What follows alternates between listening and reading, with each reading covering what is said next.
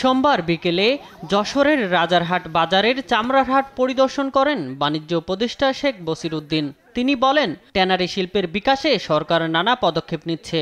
এতে বহির্বিশ্বে বাংলাদেশের চামড়ার চাহিদা তৈরি হবে।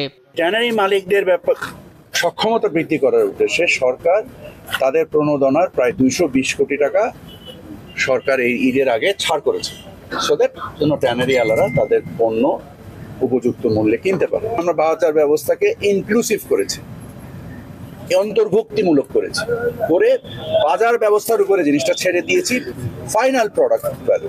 আমরা মনে করি যে আমরা যে পদক্ষেপগুলো নিয়েছি তাতে বহির্বিশ্বে আমাদের চামড়ার চাহিদা তৈরি হবে। লবণ লাগাতে দেরি হওয়ায় কিছু চামড়া নষ্ট হওয়ার কথা স্বীকার করেছেন শিল্প উপদেষ্টা আদিলুর রহমান খান।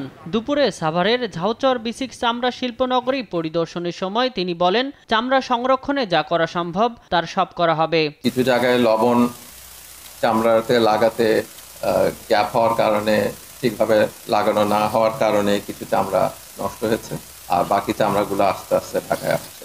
10 দিনের যে গ্যাপ আছে। ট্যানারিতে কেন্দ্রীয় বর্জ্য পরিশোধনাগার সম্পর্কিত অনিয়মের সঙ্গে জড়িতদের বিরুদ্ধে ব্যবস্থা নেওয়া হচ্ছে বলেও জানান উপদেষ্টা। শামীম হোসেন, নিউজ ডেস্ক, দেশ টিভি।